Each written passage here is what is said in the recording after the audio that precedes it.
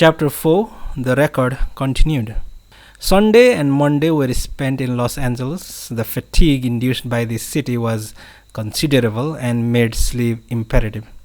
I am practicing the holding of consciousness on the objective or relative side deliberately so as not to drive the physical organism too hard.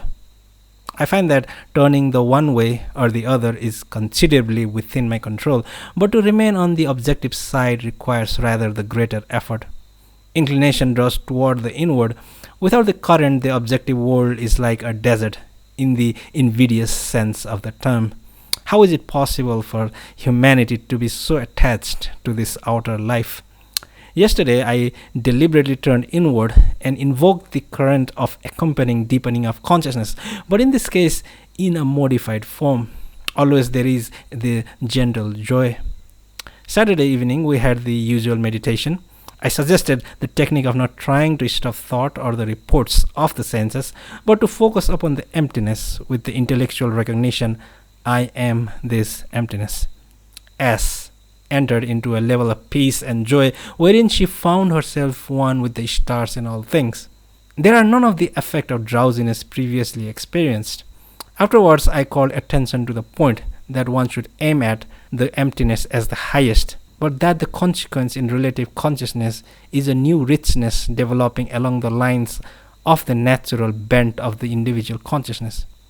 On the other hand, if one aimed at a conceivable goal, he sets the goal as an arbitrary limit. The advantage of aiming beyond all possible limits lies in rendering more nearly realizable the fullest possibilities of the individual. The emptiness is thus the real philosopher's stone which transforms all things to new richness.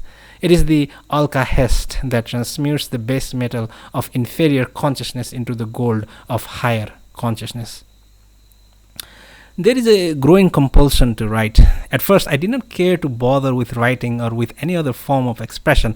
Even the world of thought, hitherto always a rich one with me, became inferior to the consciousness induced by the recognition, wherein I found myself sustaining the universe. But I have accepted duty in the relative world, and that duty has become first thought, and then, as complete an exposition of it, its racing current will permit.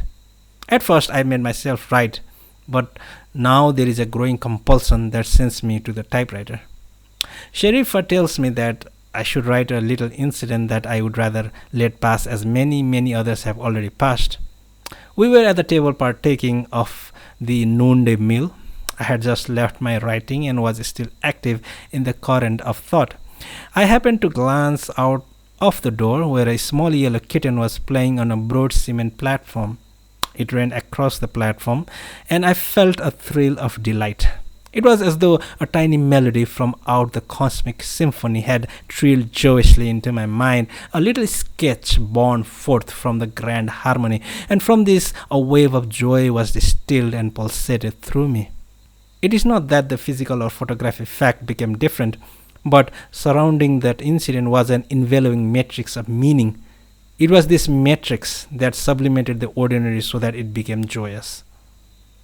In glancing over that I have written heretofore, I find that I have failed to note the sense of power that permeates consciousness when in the transcendental state. When I was enveloped with the sense that I sustained the universe, there also came a feeling of unlimited power. It seemed that I could command in whatever direction I might choose, and that which stood below me must obey in accordance with the causal sequences, which are my own self-imposed forms. At the same time, there was no wish to will things to be different from what they are.